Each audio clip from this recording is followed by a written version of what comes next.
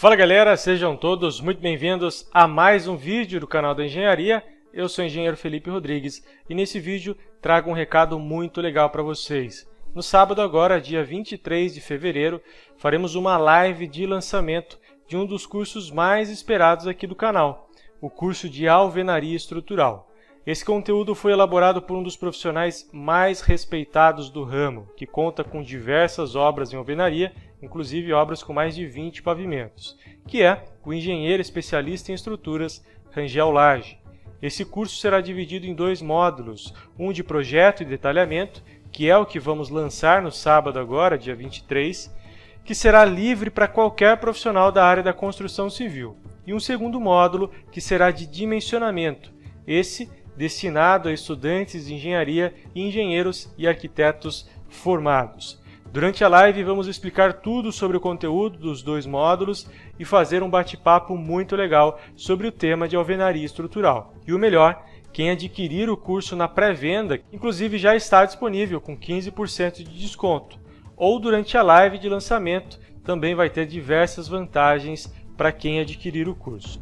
Então, não perca tempo e aproveite essa oportunidade de adquirir o conhecimento a um preço justo. Agora, vou deixar você com um trechinho da aula de alvenaria estrutural do Rangel. Aproveitem, valeu e até mais!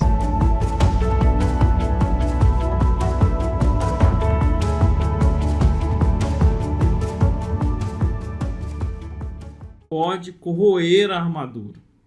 A gente não pode utilizar, portanto, mais do que o recomendado no traço. O traço do grout, assim como do concreto convencional, esse deve ser estabelecido por um laboratório tecnológico, dependendo da resistência à compressão final que eu espero desse grout. A gente vai ver quais resistências mínimas, qual resistência utilizar, mas isso deve ser estipulado e estabelecido por um laboratório tecnológico, geralmente, mas não obrigatoriamente, o mesmo que vai fornecer, que vai fazer o controle tecnológico do seu empreendimento, os ensaios, né, de prisma, de grout, de argamassa e de bloco. Então, esse laboratório ele pode te vender um traço estipulado e com certificado para a sua obra, ok? Mas é importante que se faça essa utilização ou do cal ou de algum outro aditivo, porque o grout ele é utilizado dentro do bloco, seja na canaleta ou seja nos furos do bloco, na vertical. Se eu utilizar um aditivo, um concreto sem essa adição ou sem esse cal, ele tende ao curar, se soltar do bloco, e se ele se deslocar, se ele soltar da parede do bloco, ele deixa de fazer parte da alvenaria. Lembrando que a alvenaria é essa somatória do bloco e da argamassa. Então, se ele se descola das paredes do bloco, ele passa a não participar do elemento alvenaria e ele perde as funções dele, né?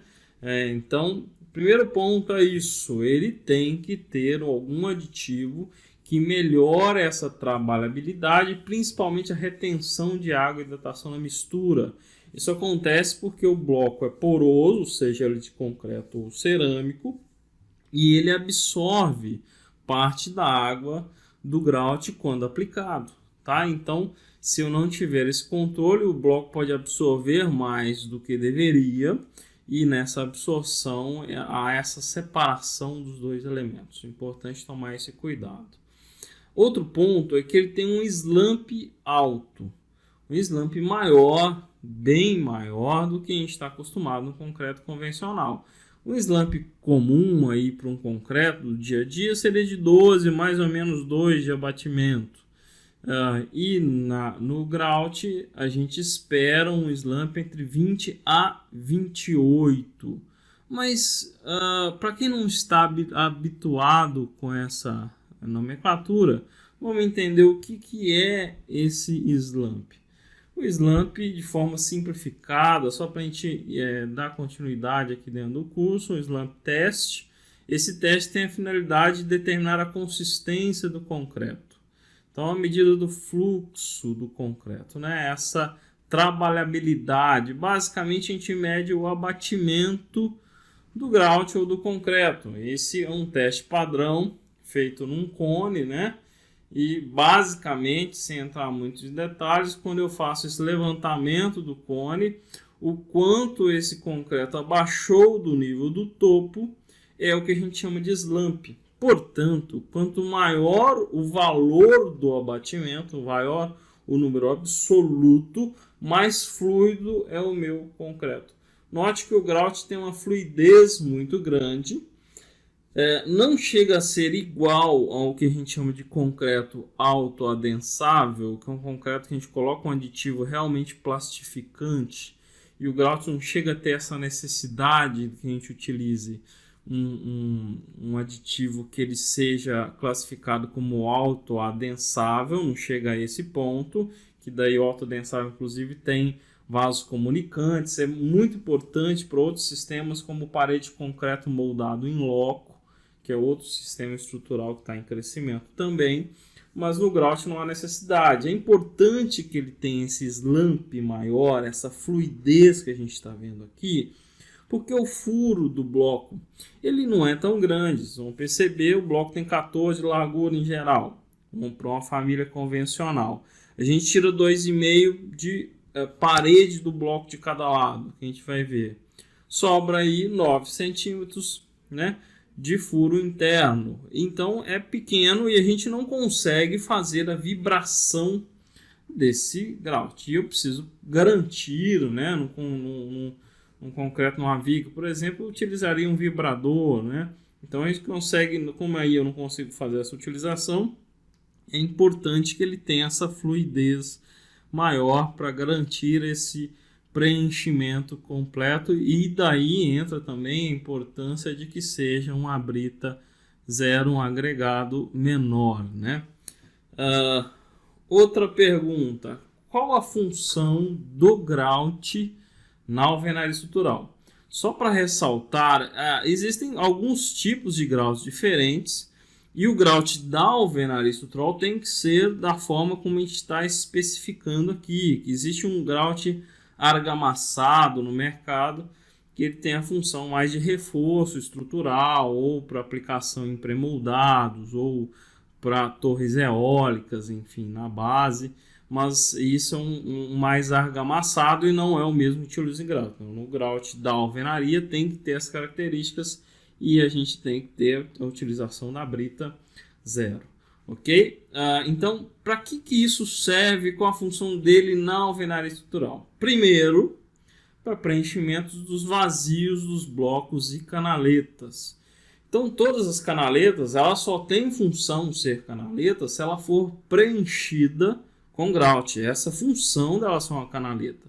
E a gente vai ver mais para frente aonde que eu preciso ter canaleta na alvenaria.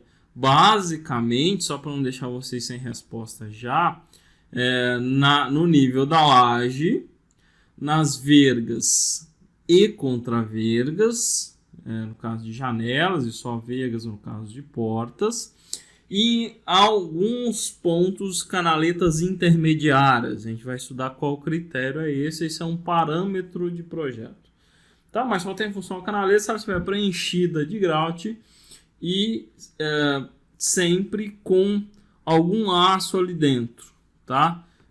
Ou uma barra de 10 milímetros, ou enfim, o que for especificado no cálculo.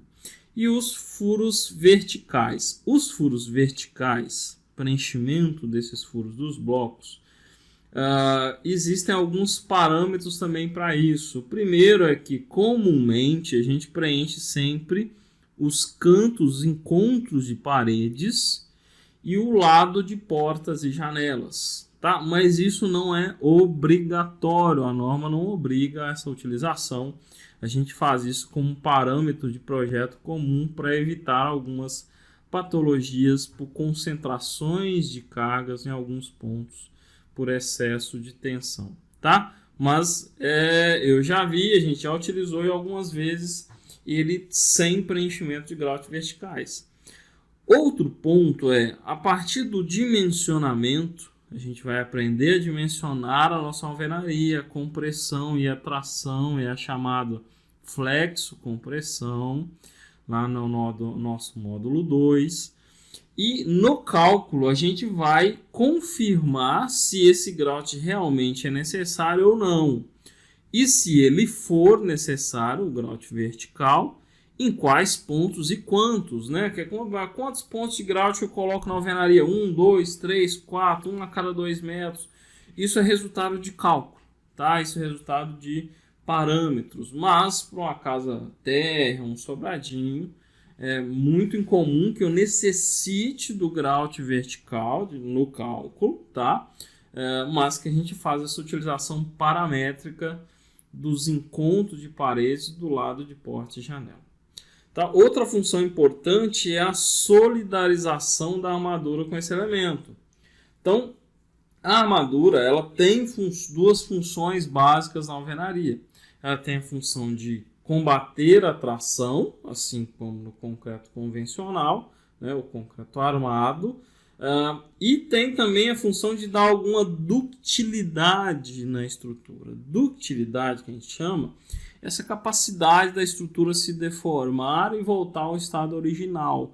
A alvenaria ela não tem quase nenhuma ductilidade, ou seja, se ela estiver sem aço nenhum e sem grout nenhum, zero, se ela tiver qualquer deformação por um recalque diferencial, por algum outro ponto adicional, ela, imagino que a fundação, né, não teve o comportamento como a gente esperava, ela vai fissurar e não vai voltar ao estado original. Tá? E a armadura confere um pouco de ductilidade para a alvenaria, por isso a gente utiliza esses pontos mínimos que a gente está comentando.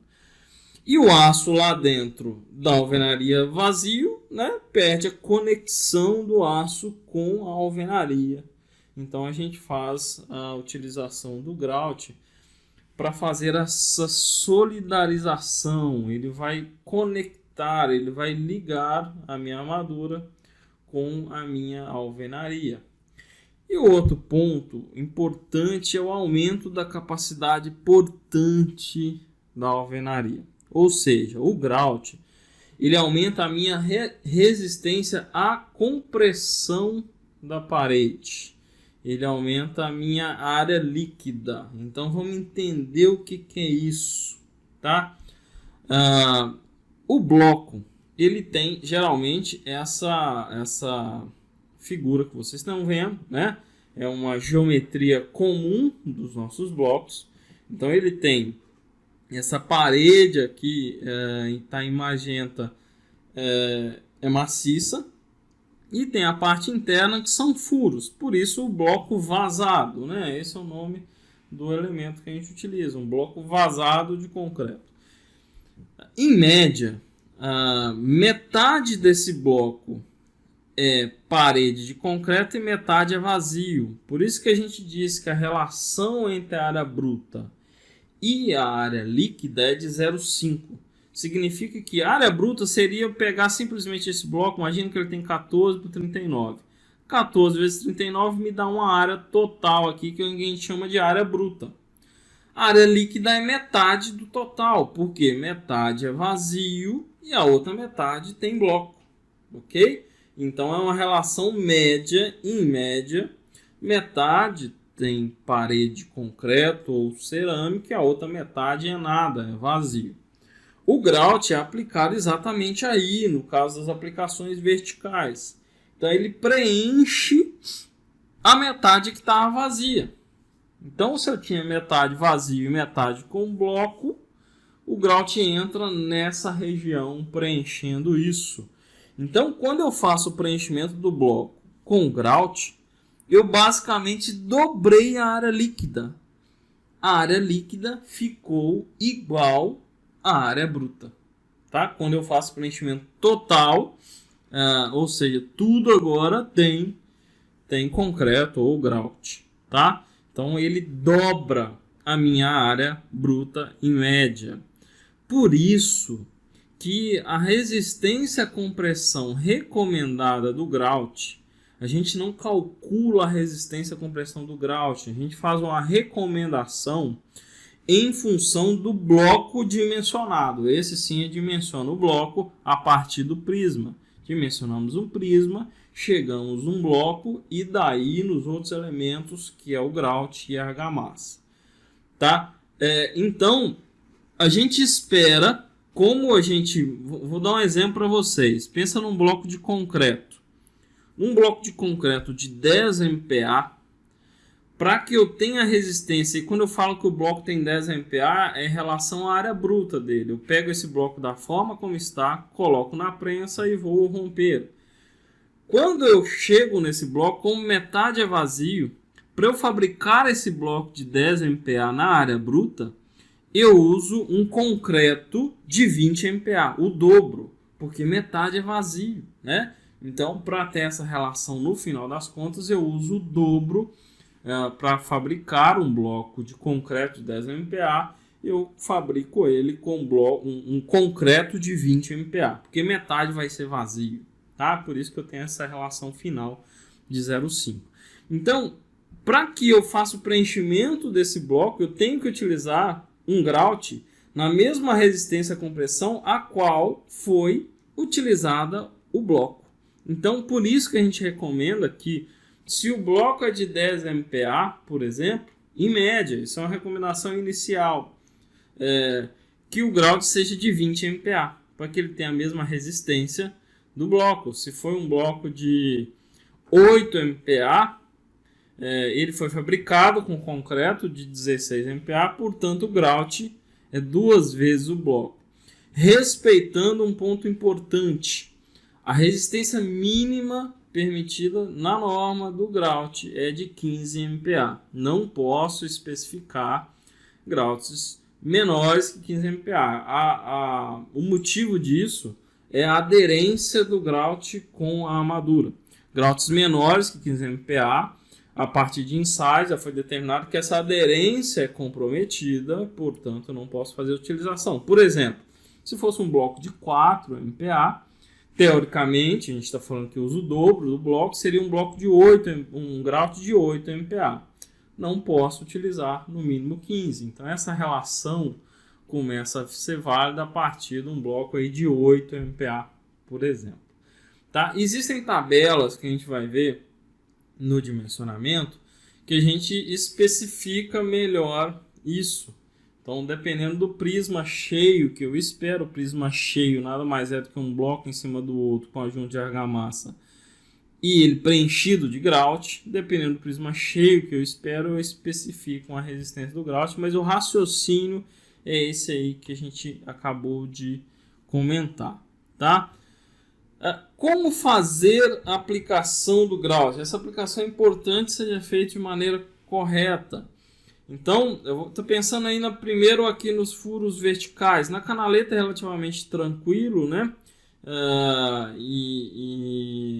Nos furos verticais, primeira coisa é que o lançamento máximo do grout recomendado é de 1,60 m, ou seja, 8 fiadas. Se eu for fazer um pé direito de 3 metros, ou seja, 15 fiadas, eu preciso, quando chegar nas 8 fiadas no máximo, pode ser menos, pode ser 7, mas no máximo na 8ª fiada, eu preciso já fazer o preenchimento do grout. Como que esse preenchimento é feito? Como durante o levantamento da alvenaria, o assentamento da argamassa, que é a nossa próxima aula, pode ter pequenas rebarbas, sobras internas e externas. Na externa é comum que o pedreiro faça essa limpeza, né? Mas na interna dificilmente ele vai fazer, até porque nem entra direito o equipamento dele ali. Então há uma sobra interna de argamassa. O recomendado é que se faça a limpeza desse furo antes de grautear. Na obra, a forma mais simples de fazer isso é uma barra de aço de meia polegada, por exemplo. Tá? Então, o cliente vai lá, o executor, o bloqueiro, ele vai pegar essa barra, fazer essa limpeza interna do bloco e vai ter várias sobras lá dentro. A gente faz o que a gente chama de espia, tá vendo aqui, ó? é um furinho na base de onde vai ser preenchido. Se tiver dois níveis, eu tenho que fazer outro aqui em cima. Faço o chamado espia, um furo aí de mais ou menos o tamanho de uma caixinha elétrica, 4x2, mais ou menos. Lava esse furo com água, faz essa lavagem, lavou ele aqui, coloca uma tábua, um compensado aqui para esse grout não fugir, com 2 cortes para amarrar com arame aqui, e faz esse preenchimento, tá? E depois, inclusive, a gente retira isso para confirmar, espera um pouco, né? Senão ele vai vazar, para confirmar se o grout chegou onde deveria chegar. Por isso chamado espia. Ele tem essa função de permitir a limpeza, mas também de permitir a gente conferir se o grout não parou no meio do caminho, por exemplo, né? Para confirmar se ele realmente chegou, não deu nenhuma bolha aqui, se ele chegou onde deveria chegar e o furo foi completamente preenchido. E o máximo que a gente recomenda, portanto, de 1,60 m de altura. Existem formas de fazer isso, né? Lata, tem equipamentos específicos com bico, pode ser feito ele bombeado, por exemplo, tá? Tem concreteiras que vende ele já bombeável assim, para fazer essa aplicação de maneira correta. Aqui tá para a gente ver uma ilustração da utilização dele em canaleta e de um prisma que eu chamei de prisma cheio, que é um ensaio obrigatório na alvenaria, que nada mais é do que isso que a gente está vendo aqui, um bloco em cima do outro, com a junta de argamassa e com esse furo preenchido com grout. Tá vendo? A gente tem um aumento, a gente dobra a resistência à compressão do bloco na média, né? Não necessariamente dobra, ok? Nos ensaios a gente vai ver que uma parede totalmente preenchida ela aumenta em torno de 60% da resistência à compressão, mas em termos assim, para entendimento, eu dobrei a área líquida do meu bloco, ok? Então não utilizaram um concreto comum, porque um concreto comum ele tende a se separar da parede do bloco, principalmente por isso, né? E daí o grout vai perder a função. Um grout solto aí dentro, com separação milimétrica que seja da parede, ele deixa de conferir a função dele, que a gente já acabou de comentar. Ok? Pessoal, era isso. Deixe sua dúvida aí nos comentários e a gente vai esclarecer qualquer ponto que tenha ficado em aberto sobre a função, importância, o que é o grout. Um abraço e até a nossa próxima